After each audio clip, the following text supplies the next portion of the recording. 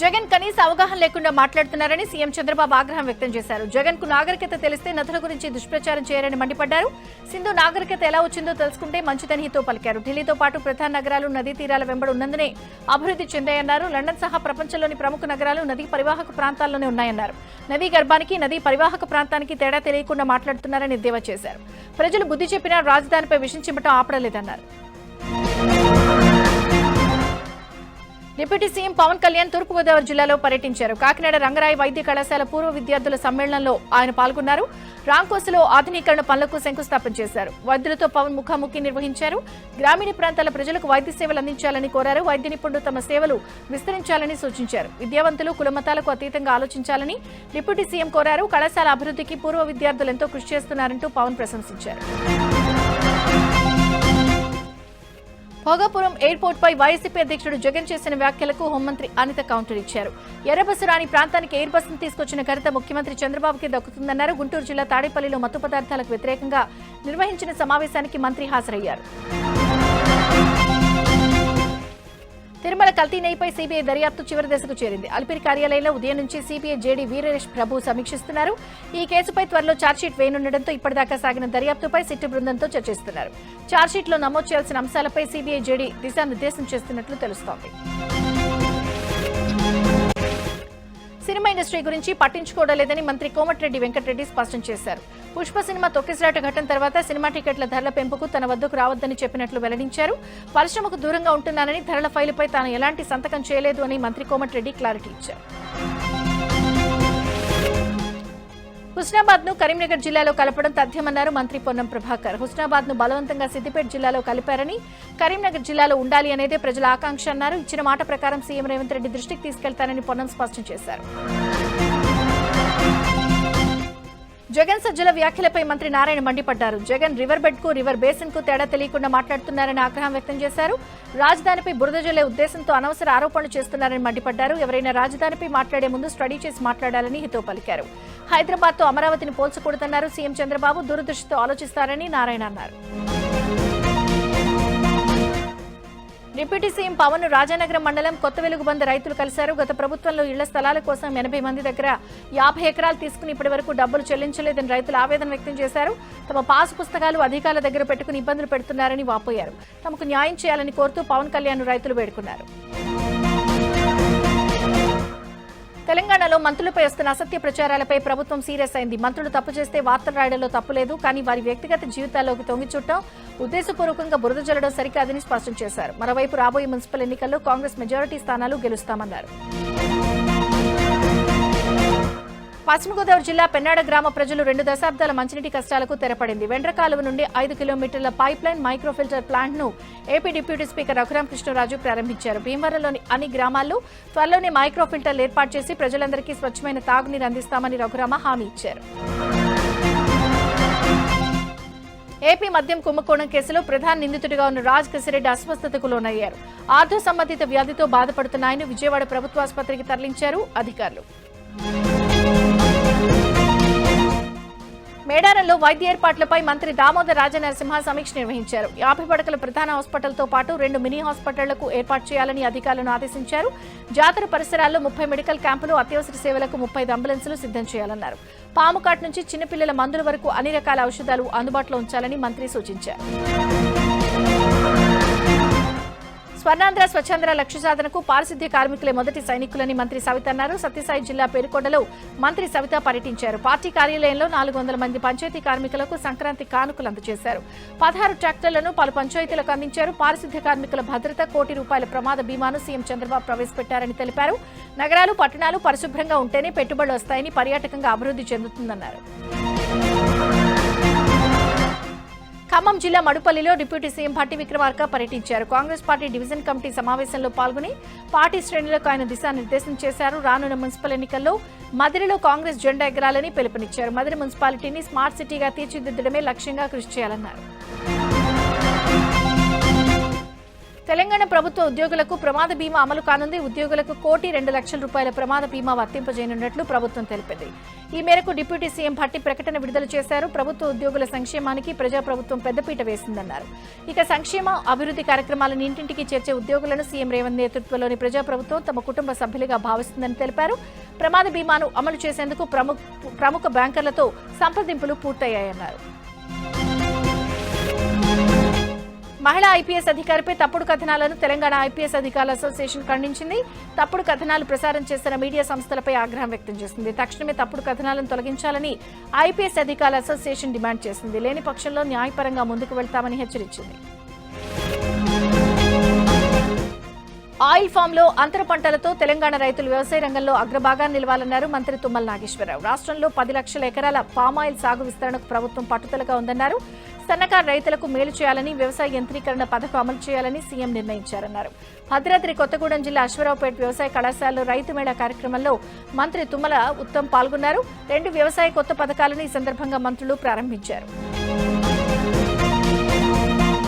తిరుపతి ప్రధాన కూడళ్లలో ఏర్పాటు చేసిన ఫ్లెక్సీలు వివాదాస్పదంగా మారాయి. పౌర హక్కుల సంఘం రాష్ట్ర మహాసభల పేరుతో జాతీయ చిహ్నాన్ని అవమానించే విధంగా ఫ్లెక్సీలు ఏర్పాటు చేశారు. జాతీయ చిహ్నంలో మార్పులు, వివాదాస్పద నినాదాలతో ఫ్లెక్సీలు ఏర్పాటు చేయడం వివాదాస్పదంగా మారింది.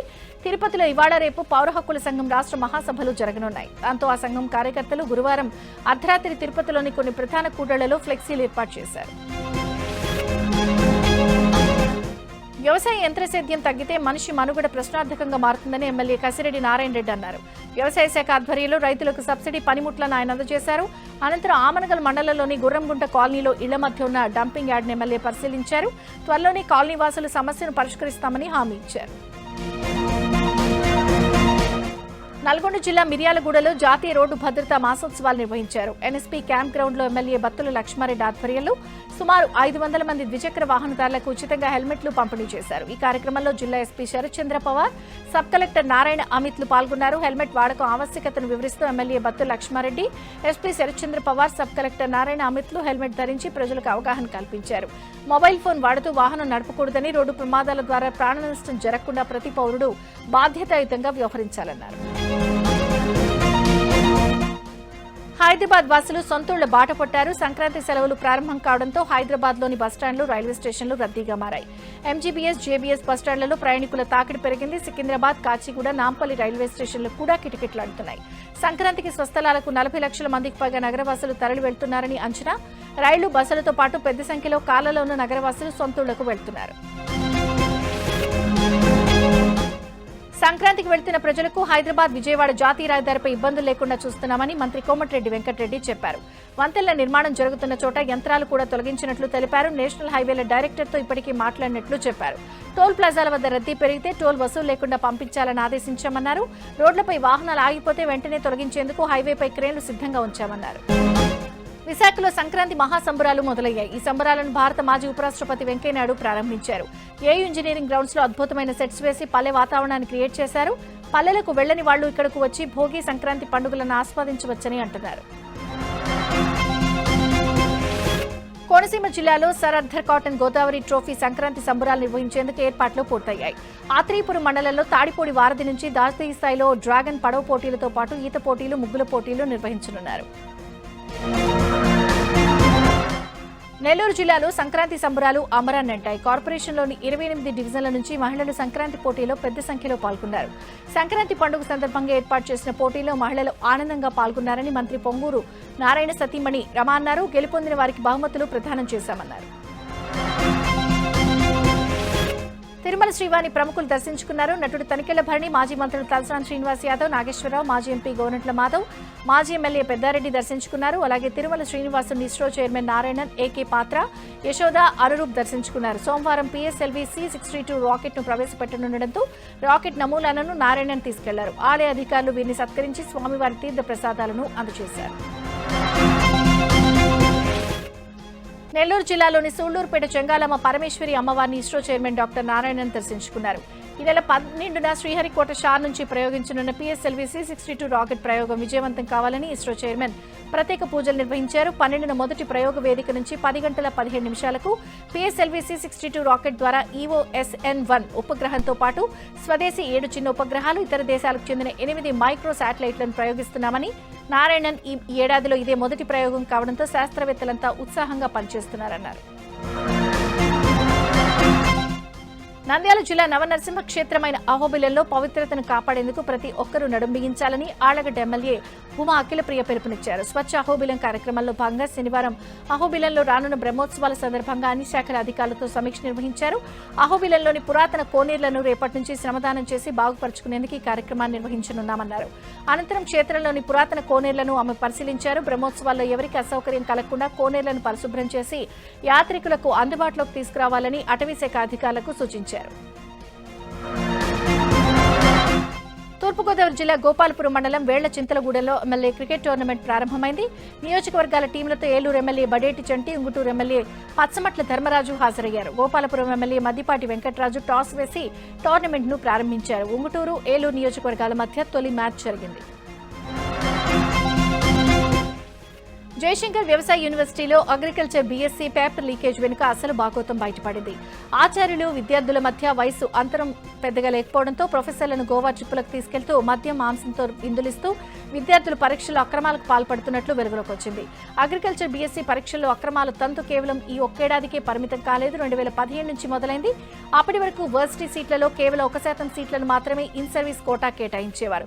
దాంతో ఏడాదికి ఒకరిద్దరు మాత్రమే ఇన్ సర్వీస్ అగ్రికల్చర్ BSc కోర్సులో చేరేవారు.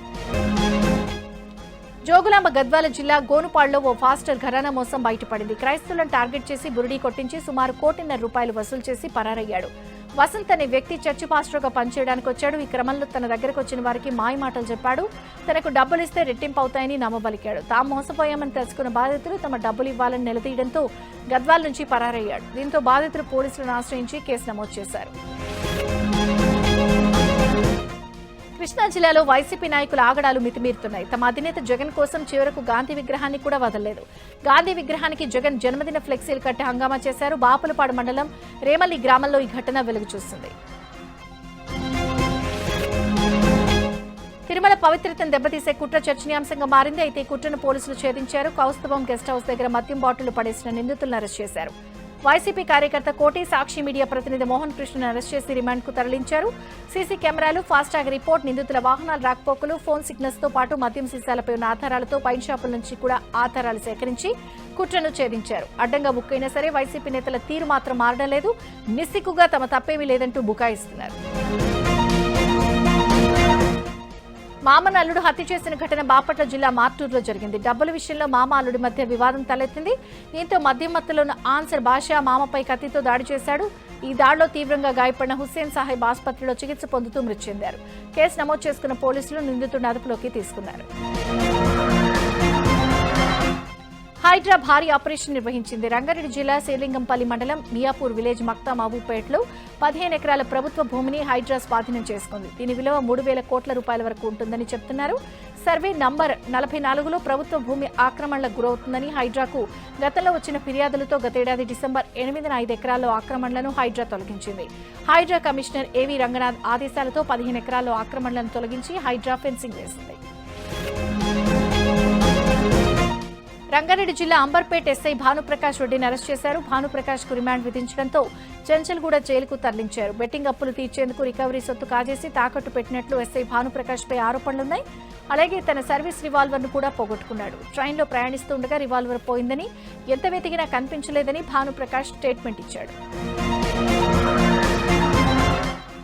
హైదరాబాద్ టపచిబుత్రాలో కాంగ్రెస్ నాయకులు మాదక ద్రవ్యాల వల్ల కలిగే దుష్ప్రభావాలపై అవగాహన కార్యక్రమాన్ని నిర్వహించారు. ఈ కార్యక్రమంలో మంత్రి అజారుద్దీన్ పాల్గొన్నారు. యువత మత్తు పదార్థాలకు దూరంగా ఉండాలని పిలుపునిచ్చారు. మాదక ద్రవ్యాల వల్ల కుటుంబాలు, సమాజం నష్టపోతుందని మంత్రి హెచ్చరించారు.